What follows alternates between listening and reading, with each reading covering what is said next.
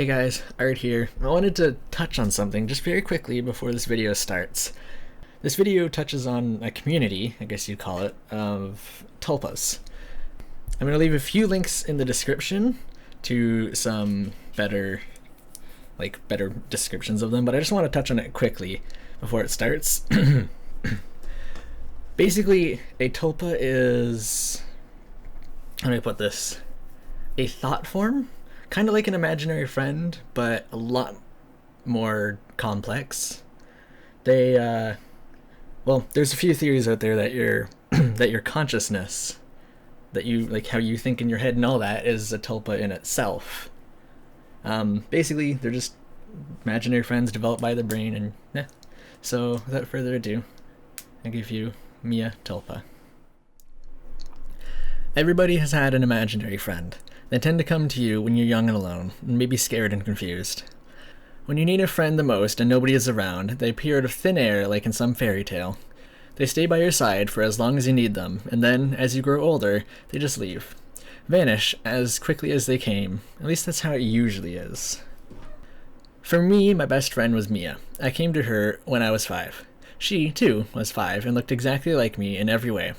At first she appeared kind and trustworthy, a true friend. I suppose most friends appear this way at first, but I wouldn't really know. As I grew older, and as Mia grew older, I had a difficult time making other friends and meeting other people. It was always just Mia, and Mia was the reason why. Mia was the reason people didn't speak to me. We had tea parties. Those were always fun. I think because that was when Mia was at her calmest. We bathed together and pretended the rubber ducky was attacking the crudely built Duplo boat. Mia loved that game. She loved pretending the rubber ducky was a vicious, man-eating beast, thirsty for the blood of the invisible men and women who boarded the 3-piece Duplo yacht.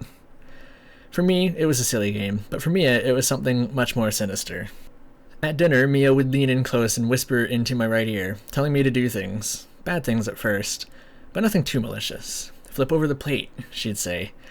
I'd wanted to eat, but Mia wanted me to turn the plate over, so I obeyed. I don't know why I did it. I couldn't say no. I tried and tried to explain to my parents that it was Mia, that Mia had made me do it, but they wouldn't listen. They scolded us and sent us to bed. Hell, they could barely even look at me.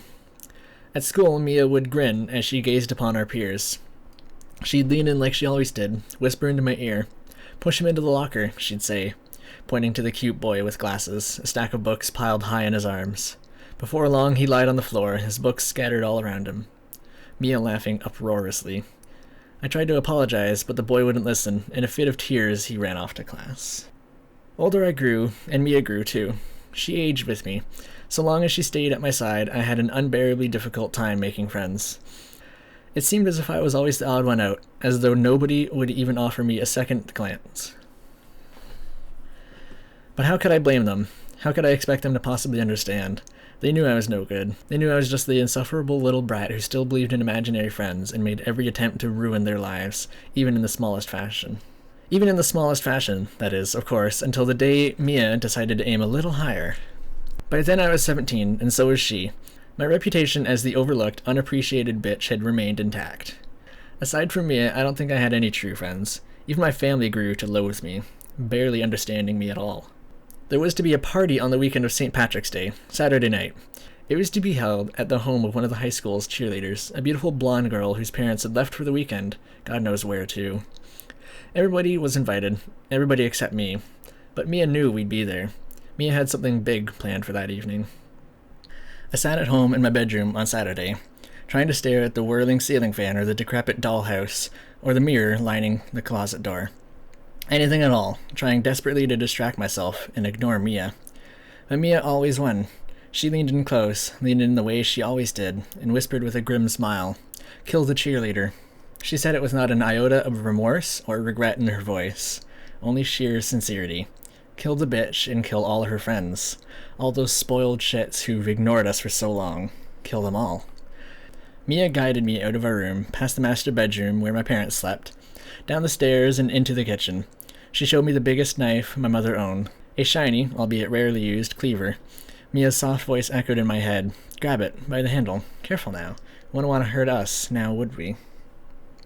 Before long, I stood in the yard of the cheerleader's house, music blasting from indoors.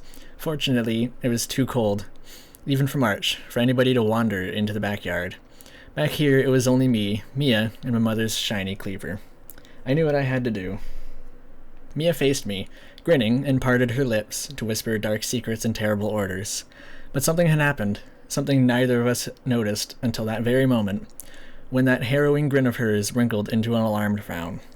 When we were 8, Mia made me guide a little boy in a massive mall out to the parking lot, where he'd lose his father. We abandoned him there. Mia backed away suddenly. She looked at me with a whole new pair of eyes. 12 years we'd known each other, and 12 years it had taken for this to finally happen.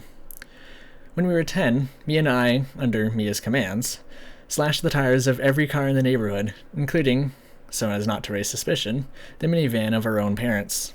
Of Mia's own parents. I held the cleaver high above my head. I felt its warm, hard grip in my hands. For the first time in my life, I felt something. I could feel. I don't know how, but I could feel. When we were 12, when Mia was 12, she managed to slip peanuts into the sandwich of a young girl who had suffered from severe peanut allergies. Mia did this. Mia. She blamed me, but of course, nobody believed her. What sort of 12-year-old girl still has an imaginary friend? I hardly noticed myself doing it. I hardly even felt the cold blood rush against my fingers. It was a good feeling. It was the first time I ever felt something like that. The first time I ever felt anything at all. First I aimed for her throat, knowing that a good swift cut would silence Mia. Mia, my owner. Mia, my friend. My only friend. Mia, my creator. Somehow Mia had willed me into existence. Somehow. Whether she knew it or not, Mia had granted me the gift of a physical form. It was the first real gift she'd ever given her imaginary friend of 12 years. When the deed was done, I found a good spot to bury the body, or rather, what remained of the body. The body that looked so much like me, save for the cuts, the carves, the scars, and the expression of horror in those eyes. The demon was finally put to rest. No longer would I hear her shrill whisper. No longer would I hear her awful demands. No more would I commit treacherous acts. Yes, this was to be my last treacherous act. I went home and changed my clothes, setting fire to the blood-soaked dress. I stared into the mirror, attached to my closet door. My closet door, in my bedroom. We always looked alike, me and myself. Always looked alike. Nobody would ever be able to tell the difference, only that from now on, Mia would be a good girl.